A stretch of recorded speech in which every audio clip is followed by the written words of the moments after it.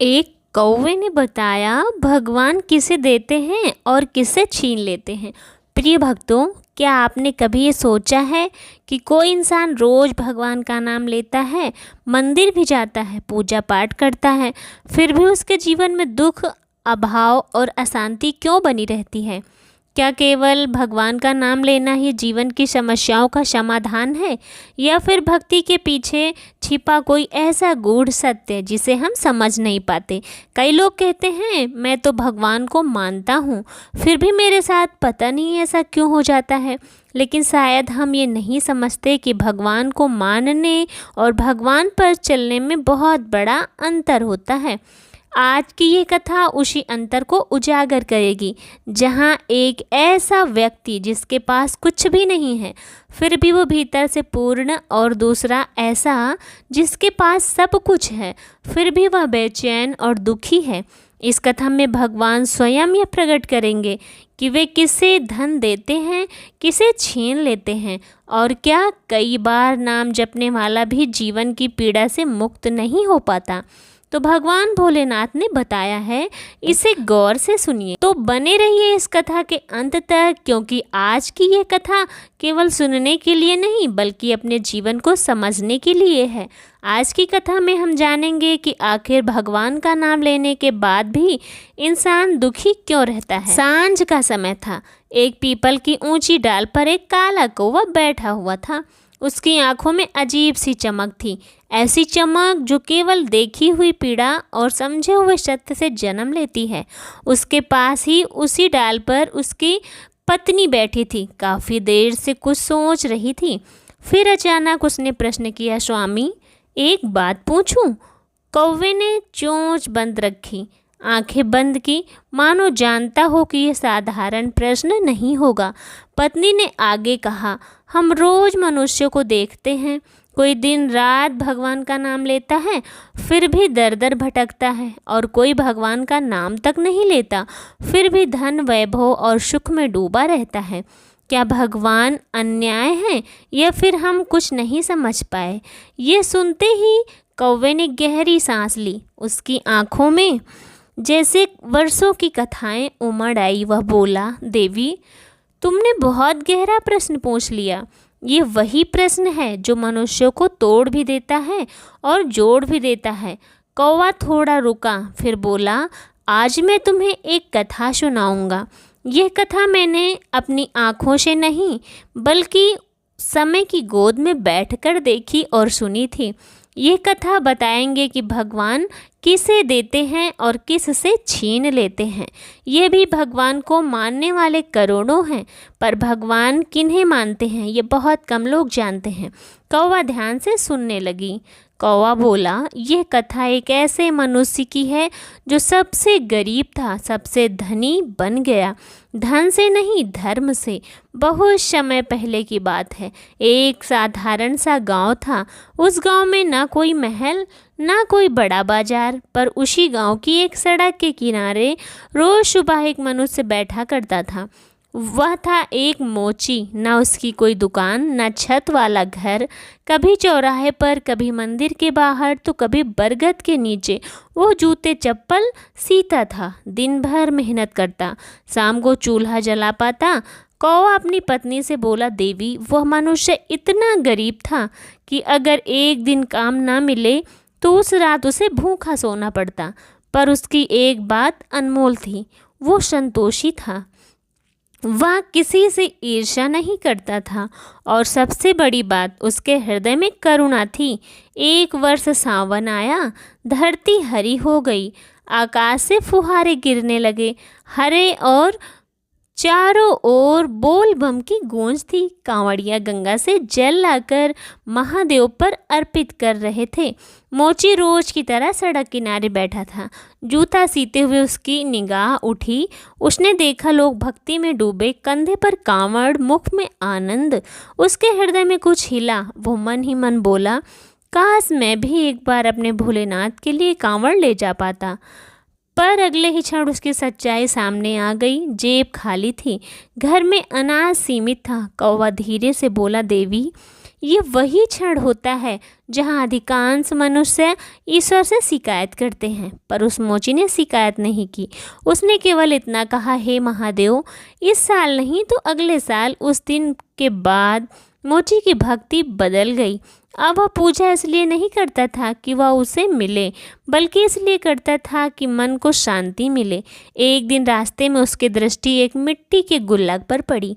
विचार आया, अगर रोज एक एक सिक्का बचाऊंगा तो शायद अगले सावन तक कांवड़ बन सके। यहीं से कथा ने मोड़ ले लिया। कौवा अपनी पत्नी से बोला, देवी, भगवान को बड़े व्रत नहीं चाहिए, उन्हें चाहिए नियत। कौवा के कथा रोक दी। पत्नी ने पूछा, फिर क्या वो सच में कांवड़ ले जा पाया? कौवा मुस्कुराया, और यही तो कथा है। अभी तो केवल बीज पड़ा है, फल तो आगे मिलेगा। फिर गंभीर स्वर में बोला, अगले भाग में तुम सुनोगी कैसे एक प्यासा बूढ़ा ईश्वर बनकर आया और कैसे एक निर्णय ने भाग्य बदल दिया। कौवा कुछ क्षण चुप रहा, फिर उसकी आवाज़ और गंभीर हो गई। उसने अपनी पत्नी से कहा, देवी, अब ध्यान से सुनना, क्योंकि यहीं से ईश्वर की असली परीक्षा आरंभ होती है। समय बीतता गया, दिन महीने और महीने वर्ष में बदल गए। मोची अपने संकल्प पर अडिग रहा। रोज मेहनत करता, रोज भगवान शिव का स्मरण करता, और जो थोड़ा बहुत बच पाता उसे मिट्टी की गुल्लक में डाल देता। कई बार ऐसा हुआ कि दिन भर काम करने के बाद जेब में कुछ बचा ही नहीं। तब वो खाली हाथ घर लौटा, लेकिन मन में कभी शिकायत नहीं आई। वो केवल इतना कहता, हे भोलेनाथ, आज नहीं बचा तो क्या हुआ, आपकी इच्छा रही तो कल जरूर बचेगा। उसकी पत्नी भी उसी भावना से जुड़ गई। वह भी घर के छोटे छोटे त्याग करने लगी। कभी अपने हिस्से की रोटी कम कर देती, कभी आवश्यकता को टाल देती। इस प्रकार गुल्लक धीरे धीरे भरने लगी और साथ ही बढ़ता गया मोची का विश्वास। इधर सावन फिर से आने वाला था। वातावरण फिर से शिवमय होने लगा। हर ओर कांवड़ यात्राओं की चर्चा होने लगी। जैसे ही सावन का पहला दिन आया, मोची ने कांपते हाथों से गुल्लक उठाई और उसे तोड़ा। जब सिक्के की आवाज़ ज़मीन पर गिरी तो उसकी आंखें भर आई। उसे विश्वास नहीं हो रहा था, कितने कम साधनों में भी इतना धन इकट्ठा हो सकता है। उसने भगवान शिव के सामने सर झुकाकर कहा, प्रभु, ये सब आपकी कृपा है, मैं आपके लिए कांवड़ अवश्य आऊँगा। उसने बाजार जाकर साधारण सी कांवड़ ले ली, स्वच्छ और सुंदर कांवड़ खरीदी। उसने अपने हाथों से सजाया। उसमें कोई दिखावा नहीं था, केवल श्रद्धा थी। फिर वह गंगा तट की ओर चला गया, स्नान किया, जल भरा और कांवड़ को कंधे पर रख लिया।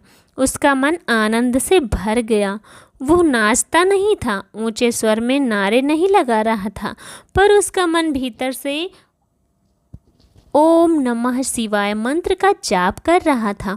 वह जैसे जैसे आगे बढ़ रहा था, रास्ते में अनेक कांवड़िए मिले। कुछ थके हुए थे, कुछ जल्दबाजी में थे, कुछ केवल परंपरा निभा रहे थे।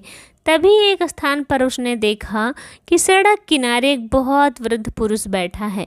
शरीर दुर्बल है, आंखें बुझी हुई, गला सूखा हुआ।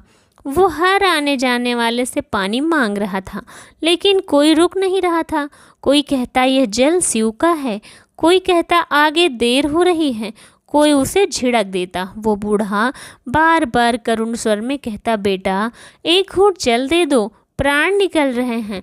परंतु शिव भक्तों की भीड़ में मानवता कहीं दब गई थी। कौवा अपनी पत्नी से बोला, देवी, ये वही क्षण है जहाँ अधिकतर लोग धर्म और दया में फर्क नहीं कर पाते। मोची जब वहाँ पहुँचा तो वह दृश्य देखकर ठिठक गया। बूढ़े की हालत देखकर उसका हृदय कांप उठा। बूढ़े ने उसे देखकर फिर वही विनती की, बेटा, आज पानी ना मिला तो मैं जीवित नहीं बचूंगा। मोची के हाथ कांपने लगे। उसकी आंखों के सामने पूरा एक वर्ष घूम गया। वह गुल्लक, वह त्याग, वह सपना, एक पल के लिए उसका मन डगमगाया। फिर उसने सोचा, और भीतर झांका, अपने आप से पूछा, क्या मेरा धर्म केवल जल चढ़ाना है या किसी की प्राण की रक्षा करना? उसी क्षण उसने निर्णय लिया। उसने मन ही मन भगवान शिव से कहा, हे प्रभु, यदि आप सच्चे हैं तो आप मेरी भावना समझेंगे। यदि यह जल आज आपके लिए नहीं चढ़ा तो भी आप नाराज नहीं होंगे। इतना कहकर उसने कांवड़ से जल निकाला और बूढ़े को पिला दिया। बूढ़े की आंखों में जान लौट आई। उसने गहरी सांस ली, मोची के सर पर हाथ रखा और मंद मुस्कान के साथ कुछ बेलपत्र उसके लोटे में रख दिए। कहा, बेटा, आज तू खाली हाथ नहीं जाओगे। घर जाकर पूजा के स्थान पर इस लोटे को रख देना, सुबह देखना। इतना कहकर बूढ़ा धीरे धीरे आगे बढ़ा और कुछ ही दूरी में अदृश्य हो गया। मोची समझ नहीं पाया कि ये सब क्या हुआ। वह बिना जल के, बिना कांवड़ के घर लौट आया। पत्नी को सारी बात बताई। दोनों ने बिना किसी अपेक्षा के पूजा की रात बीती। सुबह जब उन्होंने लोटा खोला तो उसमें स्वर्ण मुद्राएं चमक रही थी। कौवा यहाँ रुककर अपनी पत्नी से बोला, देवी, यहीं से ईश्वर देने लगते हैं, लेकिन कहानी अभी समाप्त नहीं हुई, क्योंकि ईश्वर देना जानते हैं तो परीक्षा भी पूरी लेते हैं। जब वह मोची स्वर्ण मुद्राएं देखकर स्तब्ध रह गया, तब उसके हाथ कांप रहे थे, आंखों से आंसू बह रहे थे और मन में केवल एक ही भाव था, यह सब किसी मनुष्य की शक्ति नहीं, बल्कि उसकी करुणामयी सत्ता की लीला है, जिसने उसे 1 वर्ष पहले त्याग करना सिखाया था। उसने उस मुद्राओं को छुपा नहीं, बल्कि पहले से भगवान शिव का स्मरण किया। उसने उन मुद्राओं को छुआ नहीं, बल्कि सबसे पहले उसने भगवान शिव का स्मरण किया और कहा, हे प्रभु, यह धन मेरा नहीं है। यदि आपने दिया है तो इसका उपयोग भी आपकी इच्छा से ही होगा। उसी दिन से उसने जीवन की नई दिशा बन गई। दिखावे में धन नहीं लुटाया, ना किसी को नीचा दिखाया, बल्कि उसी पुराने स्वभाव के साथ अपने काम को आगे बढ़ाया। अंतर केवल इतना था कि अब उसके पास स्थिर स्थान था। उसने एक छोटी सी दुकान ले ली, जहां वह जूते चप्पल ठीक करता था, मेहनत करता और ईमानदारी से ग्राहकों की सेवा किया करता। धीरे धीरे उसकी सच्चाई, व्यवहार और कर्मठता के कारण उसकी दुकान चलने लगी। लोग दूर दूर से आने लगे। धन अपने आप आने लगा, लेकिन उसके मन में कभी अहंकार नहीं आया। वो रोज प्रातः शिव का नाम लेता और संध्या को धन्यवाद देता। परंतु संसार ऐसा है कि जब किसी का भाग्य बदलता है तो सबसे पहले दृष्टि उन्हीं की जाती है जो रक्त से जुड़े होते हैं। उसी गांव में उसका एक भाई भी रहता था, जो उससे पहले से ही दुकान चलाता था, जिसके पास साधन थे, प्रतिष्ठा थी और समाज में नाम भी था। उसने जब देखा कि जो भाई अभी सड़क किनारे बैठकर 2 वक्त की रोटी के लिए जूते सीता था, आज उसकी दुकान चल रही है, घर बन रहा है और लोग सम्मान से बात कर रहे हैं, तो उसके भीतर कहीं न कहीं एक आग जल उठी। वह आग ईर्ष्या की थी। उसने मन ही मन सोचा कि ये कैसे संभव है, ये तो कल तक मुझसे सहायता मांगने की स्थिति में था, उसके पास अचानक इतना धन कहां से आ गया। उसने पहले तो अनदेखा किया, फिर निगरानी करने लगा, फिर बातें बनाने लगा और अंततः उसका मन इतना दूषित हो गया कि उसने यह मान लिया कि यदि वह आगे बढ़ रहा है तो अवश्य उसने कोई गलत रास्ता अपनाया होगा। यही वह क्षण होता है जहां मनुष्य का पतन आरंभ होता है। एक दिन उसने गांव में यह बात फैला दी कि उसका भाई चोरी करता है। उसने लोगों से कहा कि मेरी दुकान से सामान और पैसे गायब हुए हैं और वही सब उसके पास पहुंचे, क्योंकि उसके पास कोई और साधन तो हो ही नहीं सकता। यह बात आग की तरह लोग वही मान लेते हैं जो उनकी सोच से मेल खाते हैं। किसी ने यह नहीं सोचा कि यदि वह सच में चोरी करता है तो उसका स्वभाव कैसे बदल गया, उसका व्यापार कठोर हो गया होता। परंतु भीड़ विवेक से नहीं चलती, वहां शोर से चलती है। मोची को जब ये बात पता चली, उस पर चोरी का आरोप लगाया जा रहा है, तो भीतर से टूट गया।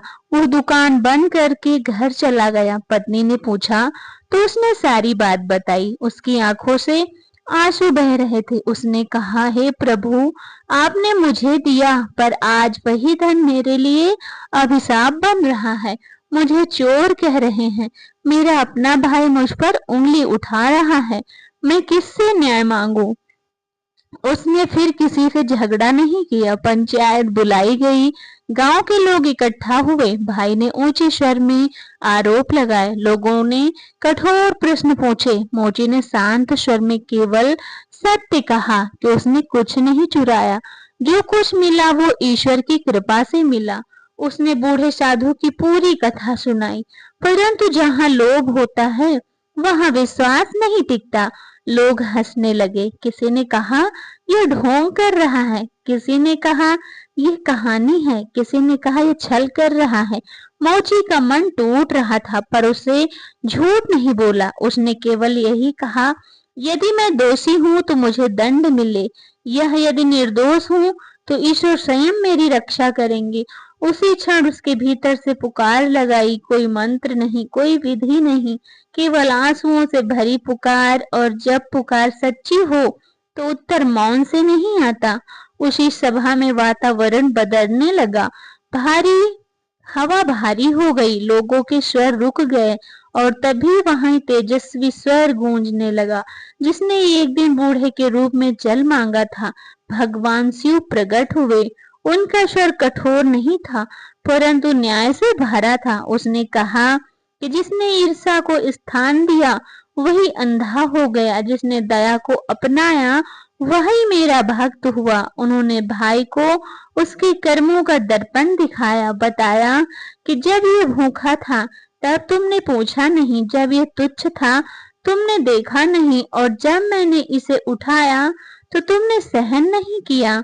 सभा में सन्नाटा छा गया। लोग भय और पश्चाताप से झुक गए। भाई का सिर नीचे था। मोची रो रहा था, पर उसे रोने में अब भी पीड़ा नहीं थी, उससे मुक्ति थी। भगवान शिव ने कहा कि जो मैं देता हूँ वो परीक्षा के बाद देता हूँ, और जो मैं छीनता हूँ अधर्म के कारण छीनता हूँ। फिर उन्होंने मोची से कहा कि धन स्थायी नहीं होता, पर भक्ति स्थायी होती है। इसे कभी मत छोड़ना। इतना कहकर वो अंतर ध्यान हो गए। कौवा यहाँ आकर रुक गया और अपनी पत्नी से कहा, देवी, यही है, यहाँ ईश्वर मौन रहते हैं पर देखते सब कुछ हैं। जब समय आता है तो न्याय स्वयं प्रकट हो जाता है। भगवान शिव अंतर ध्यान हो गए। सभा में एक अजीब सा सन्नाटा छा गया। कोई बोल ही नहीं पा रहा था। जिन आंखों में कुछ देर पहले संदेह था, उपहास था, उसमें अब भय और पश्चाताप तैर रहा था। गांव के वही लोग जो मोची को चोर कह रहे थे, अब उसकी ओर देखने का साहस नहीं कर पा रहे थे। पंचों के झुके सर और उसका भाई जो अब तक ऊंचे स्वर में आरोप लगा रहा था, उसी धरती को घूर रहा था जिस पर खड़े होकर उसने अपने ही रक्त को अपमानित किया था। मोची के भीतर उस समय कोई क्रोध नहीं था, कोई प्रतिशोध नहीं था, बल्कि एक अजीब सी शांति थी, जैसे वर्षों से दबा कोई बोझ उतर गया हो। वो जान गया था कि ईश्वर देर करते हैं पर अन्याय नहीं करते। तो हेलो दोस्तों, अगर आप सबको ये कहानी अच्छी लगी है तो मेरे चैनल को लाइक करें, सब्सक्राइब करें और कमेंट में राधे राधे जरूर लिखें। मिलते हैं नेक्स्ट वीडियो के साथ।